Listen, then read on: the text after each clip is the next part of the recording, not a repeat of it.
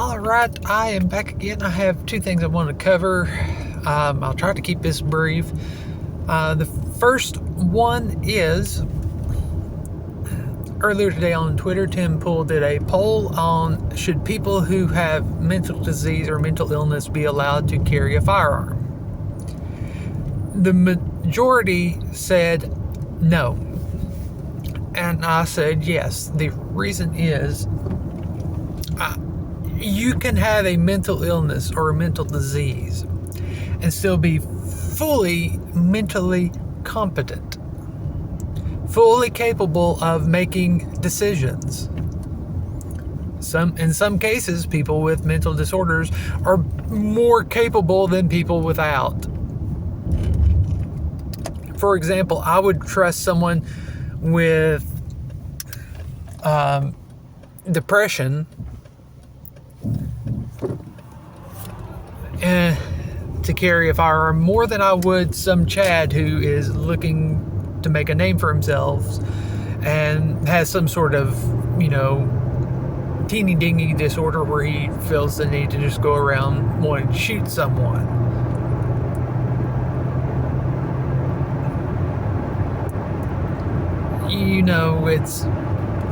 There's a whole lot more to it than just a mental disorder. You can't just put a wide blanket like that. You have to consider on a case-by-case scenario because, like I mentioned, some people are perfectly healthy and happy, but they have no business handling their own affairs. Trust me, I've dealt with it in multiple arenas in professional sense by dealing with people who the simplest of instructions they can't follow. Would I trust someone like that with a firearm more than I would someone who just gets a little angsty sometimes? And yes, there is a reason I take this stance, because I am deemed on the spectrum for Asperger's. Not enough to warrant an actual diagnosis by any stretch of the imagination.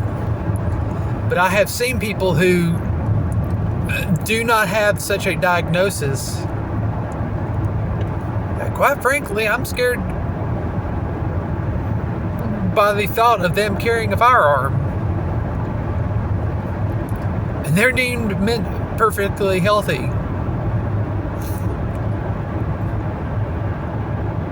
That's something to consider, when normal people can't be trusted. But we live, at least in the United States, in a place where there is such a stigma when it comes to mental health that you have a lot of people who could benefit from treatment not getting it, and a lot of people are pushed by the way we treat it. We would rather throw a pill at it rather than identifying the core causes and taking steps to address it.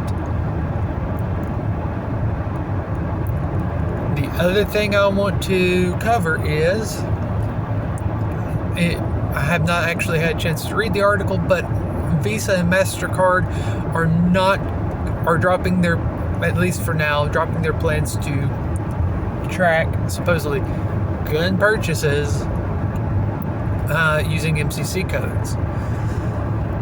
I say it like that because the big conspiracy is they're going to use this as a backdoor gun registration. They're going to know exactly what I bought, the guns I bought, and they're going to use this to... Let me assure you, not true. What the plan is, and from what I understand, Discover is still going to do this. There are other companies still planning on doing this. Just Visa and MasterCard said no. What it is when you have a terminal of some sort, any type of merchant processing setup, you get and I'm going to try and use a generic, layman's term example. don't get on me if it's not 100% accurate, because I'm trying to,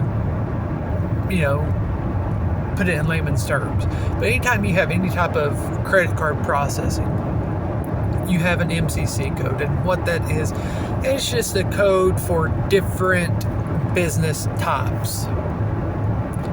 You'll have one for your regular retail. You might have one for a hardware store.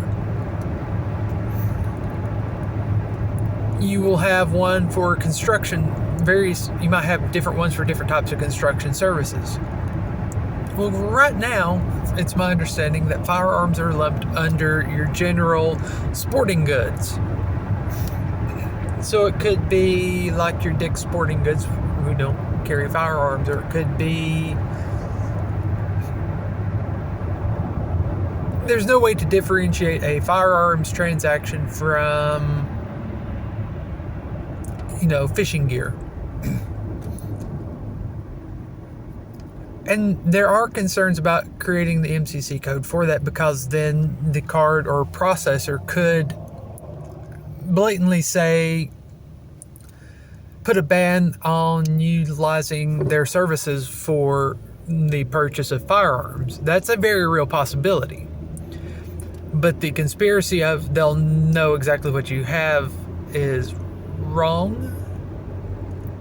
See, when you have credit card transactions, the only information that would be transferred is date and timestamp,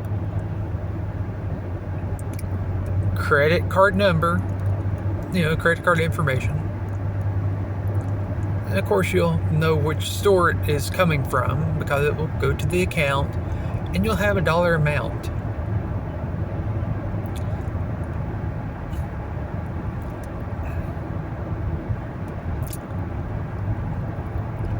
Care to ask me how I know? Give you a hint.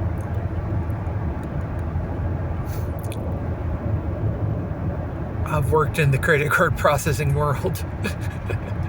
It's like when people try and school me on home mortgages, and it's like I spent multiple years working for a mortgage company. But yeah, I've spent a little time working in the credit card processing world. As such, I know what information is transferred, and it's not, you don't get a line item of what is bought. It's not like they have access to the receipt. No, it's very limited information. And even then, there are laws in place on how much information they are allowed to receive and keep. They don't have like everything you purchased.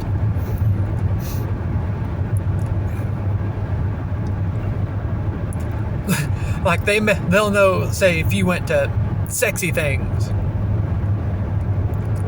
someone might be able to see, yeah, you spent $300 there, but they're not going to know exactly what your kinks are.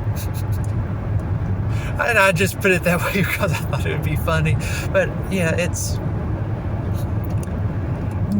I said, there's concerns, because they could use that to create that sub-classification and say anything under this MCC code will be prohibited, like a lot of places do for anything to do with cannabis. You can ask me how I know, but it's they're not going to have access to every single thing you purchase. It's, like I said, it's going to be date and timestamp, credit card number, or credit card information, and the dollar amount. They're not going to have, I don't even recall there being a name attached.